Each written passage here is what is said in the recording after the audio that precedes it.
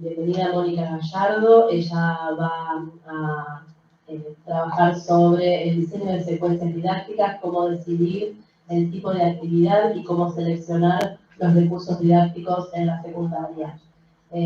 Mónica es profesora de Educación Tecnológica, otorgado por la Facultad de Ciencia y Tecnología de la UADER, profesora de Química y Teología, otorgado por el ISP de Paraná. Tiene un posgrado de la Educación Tecnológica como construcción disciplinar de la Facultad de Humanidades, Arte y Ciencias Sociales de la UADER, y se desempeña como docente en el nivel secundario desde el año 2000 en la Cátedra de Educación Tecnológica, profesora interina adjunta desde el 2016 en las siguientes cátedras del profesorado de Educación Tecnológica de la Facultad de Ciencia y Tecnología de la UADER. Proyecto Tecnológico 1, Proyecto Tecnológico 2, Didáctica de la Educación Tecnológica 1 y Didáctica de la Educación de la Tecnología 2. Bueno, buenas tardes. Primero voy a contar un poquito mi historia como docente para que entiendan por ahí lo que les voy a compartir. Yo empecé a dar educación tecnológica con el título de química cuando se decidió que todos podíamos dar educación tecnológica, y después vi que no era así y me decidí a hacer el profesorado. El profesorado que yo cursé tiene un muy mal plan de estudios que se mantiene hasta la actualidad, lamentablemente, porque era el profesorado de disciplinas industriales o de enseñanza técnica, por ahí que había en otras provincias, que fue a que le cambiaron el título y lo maquillaron con algunas materias para que parezca educación tecnológica y nada más. Atendiendo a lo que estaba comentando recién la profe, yo di proyecto tecnológico en polimodal, así que ahí empecé a foguearme de qué se trataba cuando existía esa materia en la producción de bienes y servicios. Igualmente, toda mi formación es autoformación. Estoy en el profesorado porque cuando se jubiló la profesora de didáctica, que enseñaba como se enseñaba antes, educación tecnológica, o sea, el discurso iba por el proyecto tecnológico y análisis de productos, en la didáctica, y quedábamos ahí. Estuve a punto de decirle que no, pero dije que sí. Entonces me tuve que estudiar un poco más intensamente la cosa. El profesorado todavía sigue con ese plan de estudio. Yo hace poquito estoy como director de carrera, por lo tanto estoy trabajando para el cambio de plan. Por lo tanto, lo que yo les voy a contar a ustedes es más o menos cómo trabajo con mis estudiantes en la carrera. Porque a mis estudiantes les faltan los contenidos. Entonces yo me la veo en figurilla para enseñarles el que van a enseñar, cómo lo van a enseñar si no entienden el qué. Así que más o menos por ahí va la cosa. Bueno, a ver si me funciona el cachivache.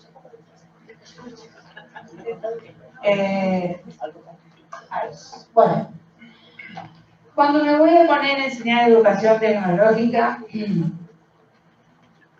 hay una situación bastante compleja que tengo que resolver, que es decidir el tipo de actividad que voy a hacer y con qué recursos la voy a implementar, ¿no es cierto?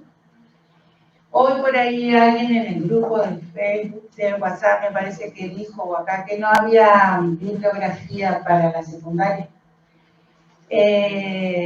La verdad que estamos pobres de bibliografía específica, lo que hay es de lo de didáctica y de lo epistemológico y demás, pero por ahí alguna bibliografía que desarrolle específicamente contenidos que vamos a abordar en el secundario, está medio complicada la cosa.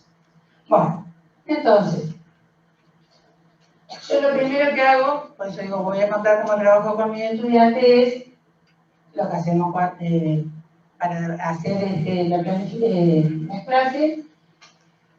Vamos a partir de lo que plantearíamos en primer lugar, que es una planificación anual como hacemos siempre, ¿no? Es decir, fundamentar el reporte de los contenidos que van a abordarse, proponer objetivos o propósitos, lo que sea, depende de lo que cada escuela esté pidiendo en su formato. Ustedes ya saben que no todas las escuelas se piden el mismo formato. Después, cuestión bastante peleaguda, que es redactar unidades didácticas que tengan relación con el grupo de clase y su contexto, a partir de los diseños curriculares y de los núcleos de aprendizaje prioritario. Y voy a tener un momentito aquí con esto de cómo redactar las unidades didácticas y demás, porque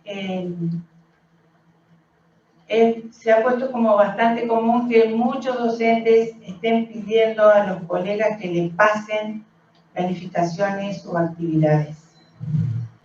Están desconociendo de que se trata de una planificación de cualquier tipo, sea programaria, ya sea una planificación anual, una unidad didáctica, lo que sea. Bueno, y después entonces nos pensamos en diseñar secuencias didácticas, y ahí viene la cuestión de seleccionar con qué estrategias y qué recursos vamos a utilizar. Bueno, ¿qué cuestiones deberíamos tener presentes? Primero, dos aspectos fundamentales que hacen específicamente a la educación tecnológica, que tiene que ver con la formación de ciudadanía. Estoy viendo esto para empezar a pensar en qué voy a utilizar. Y desarrollar y fortalecer el pensamiento tecnológico. A esto, además, tenemos que sumarle unas cuestiones que por ahí, no solamente en la educación tecnológica, sino que en los otros espacios curriculares, se olvidan. Y es que nosotros tenemos que aportar a las nuevas tecnologías, de alguna manera. Tenemos que aportar a la educación ambiental. Tenemos que aportar a la convivencia escolar. Tenemos que aportar a la ESI. Y tenemos que aportar a las ideas o cuestiones relacionadas con los pueblos originarios. Y además de todo eso, también tenemos que tener en cuenta en la escuela donde se trabaja, ya sea o el proyecto curricular institucional o el proyecto educativo institucional. Y, por ejemplo, yo tomo acá el ejemplo de la escuela secundaria donde trabajo, que trabaja, digamos, fuertemente en la convivencia escolar, pero además el fortalecimiento de la lectura y la escritura. Y todos los espacios curriculares deben aportar a eso. Bueno, ¿cómo hacemos para poner todo eso junto y no fallecer? ¿No? Porque por ahí, claro, yo a mis estudiantes les digo, no se asusten, nadie muere de esto. Y es así, bueno. No importa, no importa. Es muy, muy movilizante toda esta cuestión. Bueno, entonces yo les voy a mostrar un ejemplo, sobre todo para los estudiantes, que son los que más provecho le pueden sacar a lo que yo cuente, porque lo van a discutir con su profe en sus cátedras, ¿no? Yo elegí para una posible secuencia de contenido para séptimo o primer año, puse ahí. ¿Por qué? Porque en Argentina ustedes ya conocen que no está unificado la ubicación del séptimo grado. En algunas provincias todavía hay séptimo grado, pues yo, por ejemplo, en Santa Fe, y en Entre Ríos tenemos el séptimo grado en la secundaria como primer año, o sea, tenemos 6 años y 6. Entonces, por eso puse esa aclaración ahí. Bueno, y para no trabajar con el diseño curricular de la provincia, elegí los núcleos de aprendizaje prioritario, que es lo que nos unifica a todos. Bueno, entonces elegí el eje 3 en relación con la reflexión sobre la tecnología, como proceso sociocultural, etc. Elegí el subeje que dice el interés y la indagación por la coexistencia de tecnologías diferentes en una misma sociedad y en culturas específicas. Esto supone analizar críticamente, comparando causas y perspectivas, procesos de producción que utilizan mucha mano de obra y procesos que incorporan sistemas automatizados y robotizados. Del eje 2, en relación con los medios técnicos, desde su eje que dice interés y la indagación acerca de las secuencias de actividades y tareas delegadas a los artefactos, supone reconocer que las operaciones automatizadas son el resultado de la delegación de los programas de acciones y decisiones humanas a los artefactos. Y transcribí el ejemplo que aparece en una porque voy a tomar uno de ahí para atrás. Por ejemplo, dice inicio del riego, etc.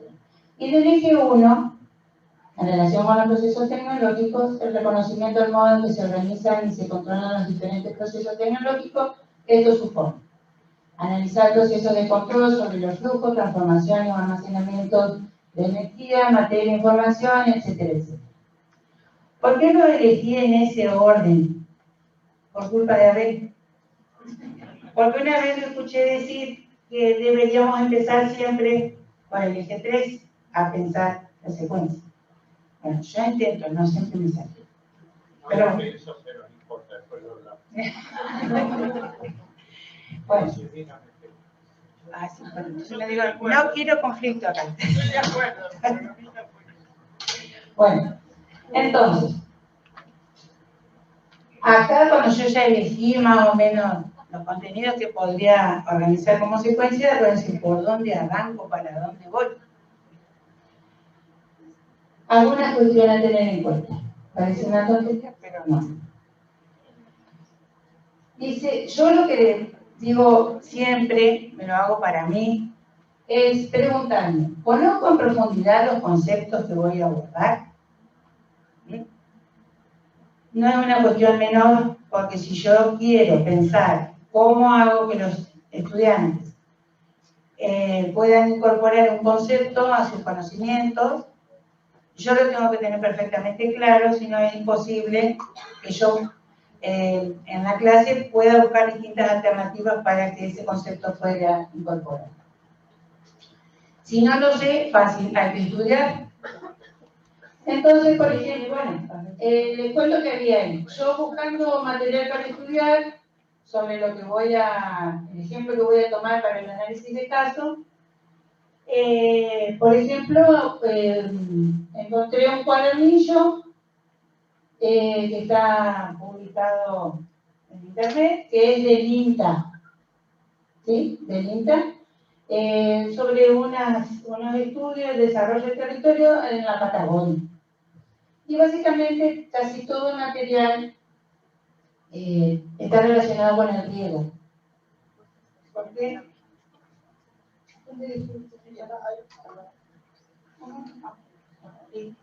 Está relacionado con el riego, que es de lo que yo voy a aprovechar, digamos, como análisis de caso. Si conozco en profundidad el tema, entonces recién me pongo a programar mi clase.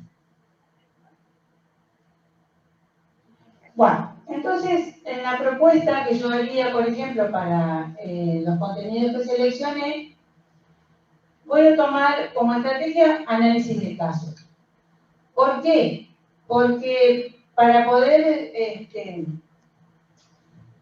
arribar a los conceptos específicos que son de la educación tecnológica, para los chicos sobre todo es más fácil que podamos llegar mirando casos concretos de procesos que le van a permitir después, nos va a permitir después llegar a los conceptos específicos.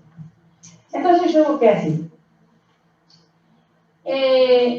Casos de análisis puse ahí, los procesos productivos hortícolas, es el caso de análisis, y los relacionados como por ejemplo el acondicionamiento de lo mismo para el transporte, la comercialización, la elaboración de alimentos, etc. Si queremos poner después algunos ejemplos de lo que son las producciones en red y demás, ¿no? Si inicio desarrollando por el eje 3, tendré que buscar alguna bibliografía o algo que me permita ubicarme en el contexto, en algún tipo de contexto social, geográfico, histórico, algo por el estilo, para ubicar el proceso. Entonces yo sugiero, por ejemplo, como una primera propuesta, realizar una actividad con grupos pequeños de la clase proponiendo lecturas de noticias o artículos de diferentes portales, o bien, depende de con lo que se cuenta en la escuela, ver videos pertinentes a los procesos frutihortícolas como recurso principal. Luego, propiciar debate de las lecturas, a partir de que cada grupo relate a la clase lo que observó en el material ese que vio. Si se decide realizar lecturas, como yo acá, es importante analizar una cosa importante que es para todo, digamos.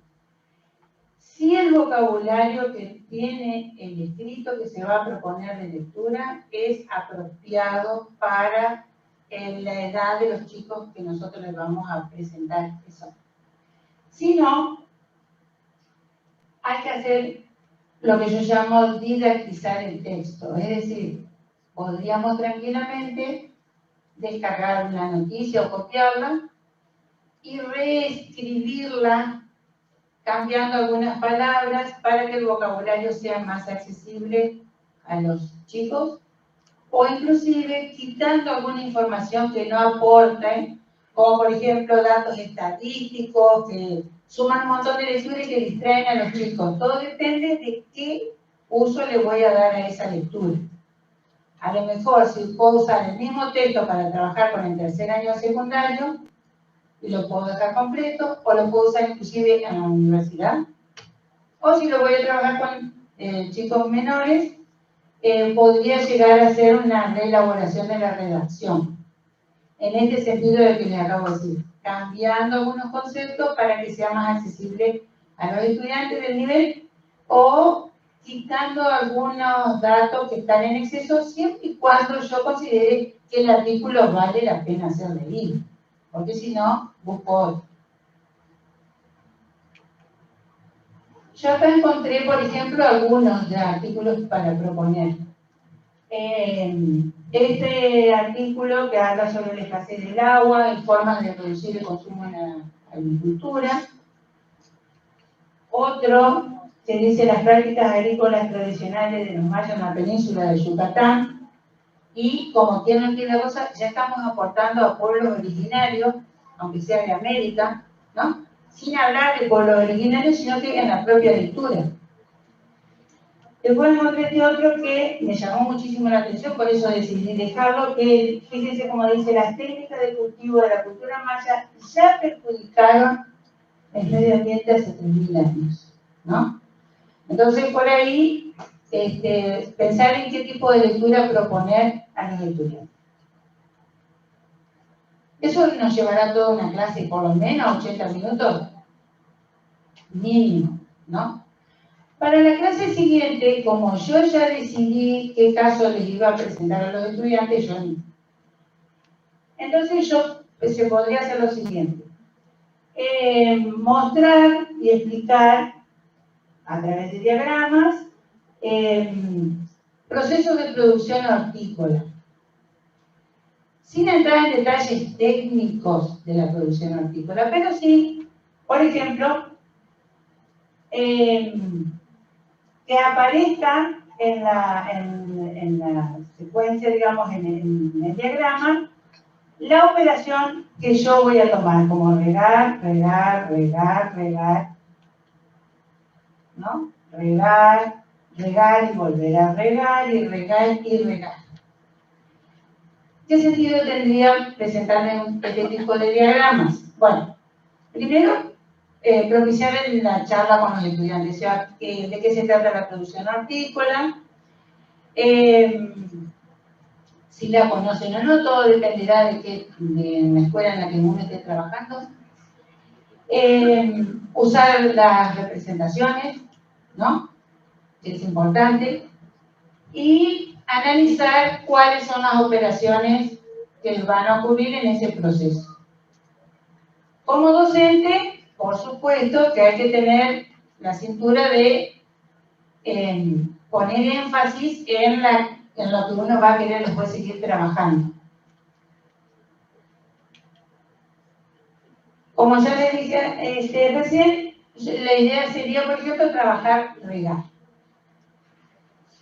Siempre y cuando yo no me vaya perdiendo como docente de cuál es el tema, porque el tema no es regar ni la producción hortícola, sino que es el caso que yo voy a utilizar para el abordaje de los mantenidos.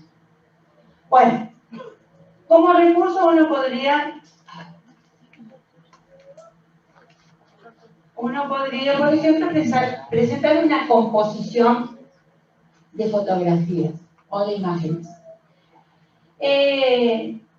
Como la idea es que primero se piense en una forma de riego totalmente manual, donde no haya introducción de maquinarias o bombas o lo que fuera, digamos, como a la vista. De todas maneras, el agua de alguna forma se saca del subsuelo, pero por ahora ya estamos para empezar a regar. Las imágenes que uno le muestra a los estudiantes en el aula tienen que permitir la actividad que yo quiero que ocurra a continuación. Por ejemplo, en estas que están acá se ve claramente, son orientales, gente regando con regadera, ¿no?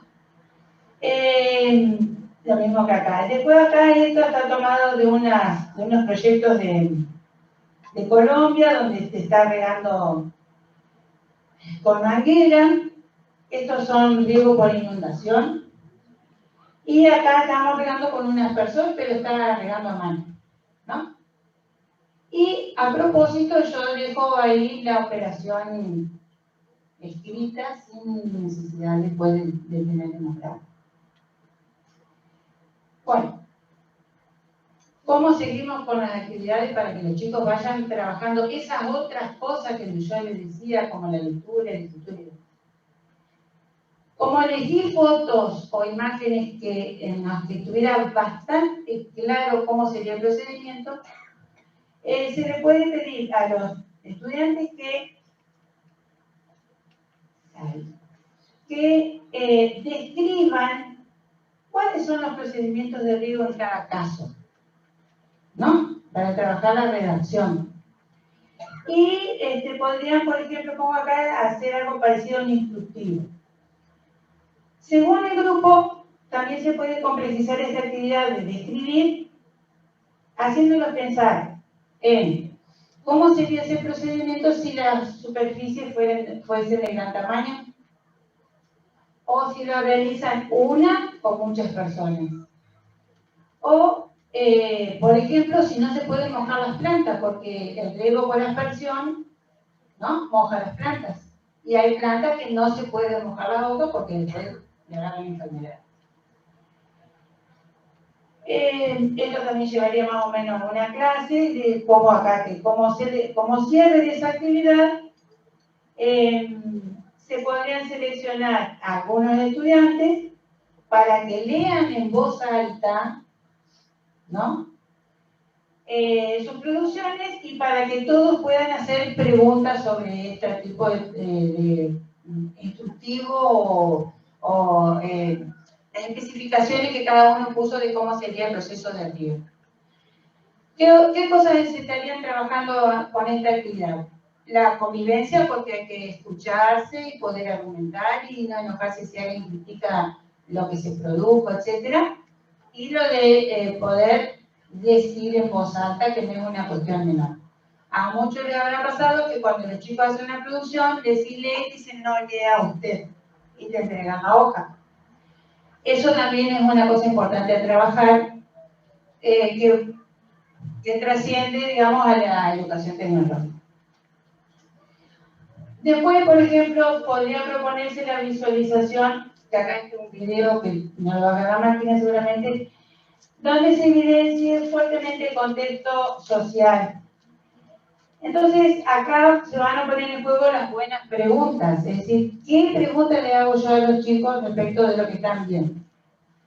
Como la intención que yo ya tengo es aportar alguna cuestión a la ESI, desde la educación tecnológica, me parece que, desde mi experiencia, el aspecto con el que más fácil podemos aportar a la ESI, no fácil, más simple para aportar a la ESI son las cuestiones de género, o sea, es la cuestión de género.